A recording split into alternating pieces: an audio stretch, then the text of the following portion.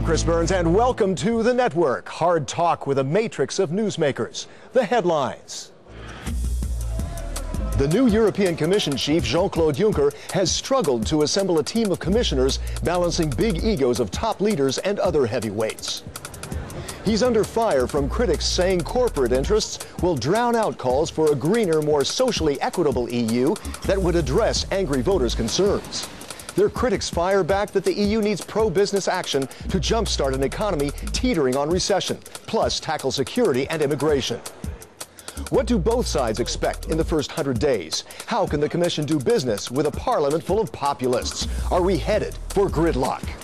Now, wired into this edition of the network here at the European Parliament in Brussels, Paul Nuttall, Deputy Leader of the UK Independence Party, or UKIP, and member of the European Parliament for North West England. Tanja Fajon, she's the Slovenian Vice President of the Parliament's Socialists and Democrats, or S&D group, and Rosa Balfour of the European Policy Centre here in Brussels, or EPC. Let me ask a question to all of you, starting with Paul.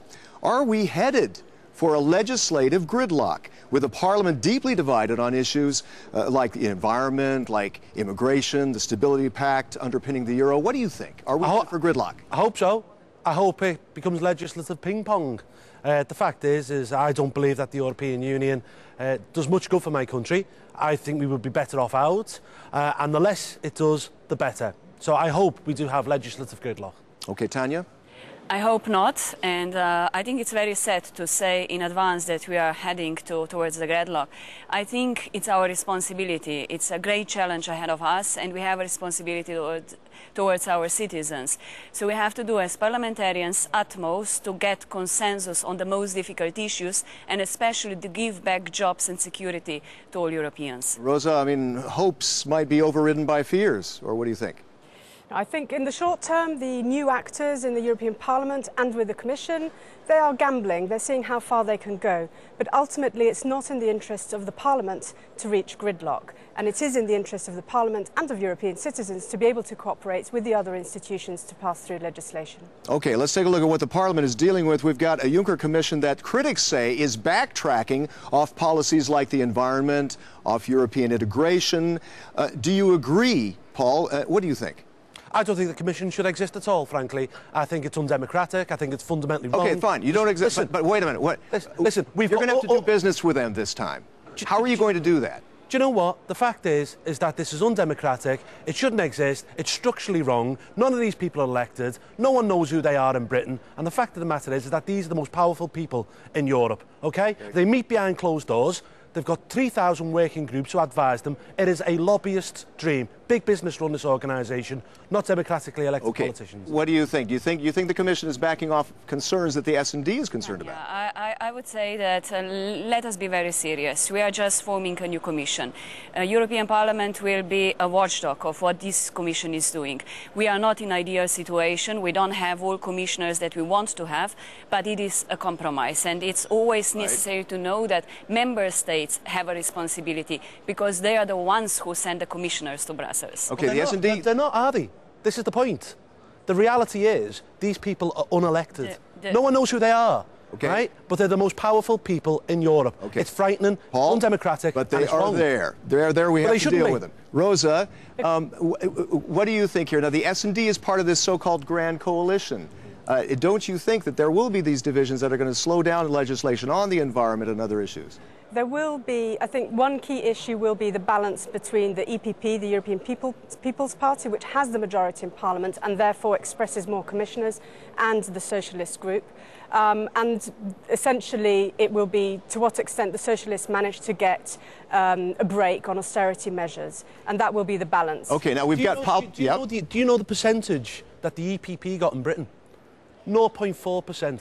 Right? Yeah, but this is different. We're not represented at all. Parties are not in the Certainly we are in the situation that we have pro-European majority in European Parliament. I think this is necessary. We want to assure here, to fight for what is good for our European citizens and not immediately disagree with everything that is on the table. Because this is not a responsible behavior. Right, but hang on. There's a problem here that what I understand from there's worry among politicians, among observers, that you might have a grand coalition between the center-left and center-right, but that might get siphoned away by the populist parties like UKIP. How much are you worried about Certainly that? I'm worried about, especially when it comes to most sensitive topics, as you mentioned, economy or immigration or the other topics that will definitely divide the Parliament. But we have to stick to consensus on the most delicate issues that are of the concern for our European citizens, and we will have to do so. It will be a challenging task, but it is our responsibility to find as best possible compromises. Do you know what the biggest issue is in Europe today? I mean, I am belonging It's immigration. to... It's immigration. Right. The fact is, we let the whole of Eastern Europe in.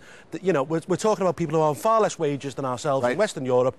And the biggest issue, as I say, 247,000 people net came to Britain last year. So obviously you're going to be pushing that kind of policy to come down hard. Certainly. The mainstream doesn't agree with that. So we might have gridlock on that issue. The majority of people in Britain at the last European elections voted for Eurosceptic parties. The majority of people in Britain want to leave the European Union, and 80% want a referendum on whether we should leave. You know, the fact... Hold on, let me just finish. The fact of the matter is that 247,000 people came to Britain net last year, the majority from within the European Union. That is a city the size of Newcastle. Is putting British people out of work. Okay, Rosa, do you think, I mean, listening to these two sides, how much do you think we might not be able to get anywhere on migration, immigration policy?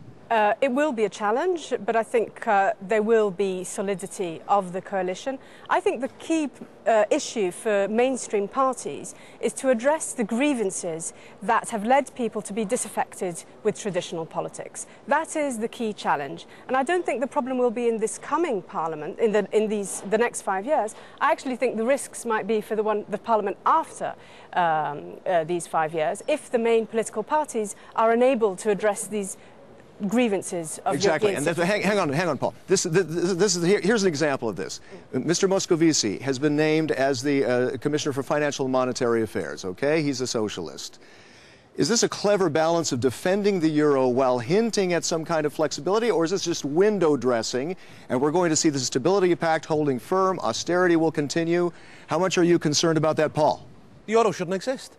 You know, the fact of the matter is, listen, I need an answer on that. Excuse me, you've got to answer me on that, please. What do you want me to say? Do you want me to say, do I care whether he's a socialist or EPP? I couldn't care less. So it's only spanner in the works? Is that your voters are going to be asking for action, and if you're blocking everything, you're going to run into trouble. We are not in the euro, right? And thank God we're not. The fact is, how can you have a monetary union with Germany and Greece in the same monetary... It's absolutely bonkers. It shouldn't exist in the first place. Okay, Tanya, your thoughts? The best answer is I couldn't care less. I think it's absolutely not acceptable, but because I care. I care what is happening in Europe. I feel I belong to a younger generation. I think we need to work to especially gain back the confidence of our citizens. Okay, but you do care. This will be the biggest challenge. But you do care about this issue. I do care. I don't want austerity as it was the case in the last 5 or 10 years. I want that we have investments, that we boost the economy. Small, medium-sized. We open the new jobs, green so that's what we're talking about with loosening, maybe loosening the Stability Pact. Wouldn't it be better? Hang on, Paul, hang on. Would you like to see the Stability Pact loosened? Are you siding with Mr. Moscovici, who is of your political color, or do you think this is only window dressing and the Commission will stay tough on the Stability Pact?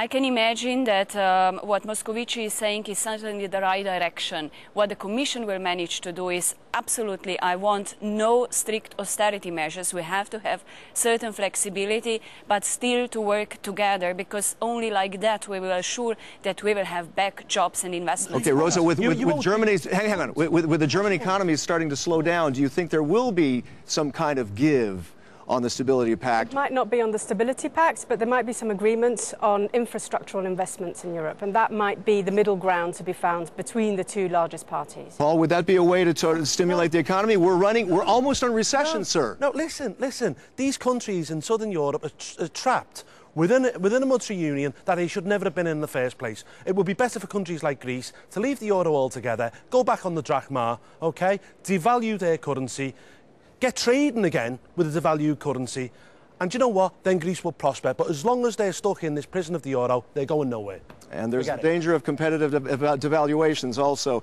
Thank you so much. We're out of time. I'd like to thank our guests, Paul Nuttall, Tanya Fayon, and Rosa Balfour. I'm Chris Burns, and thank you for connecting with The Network.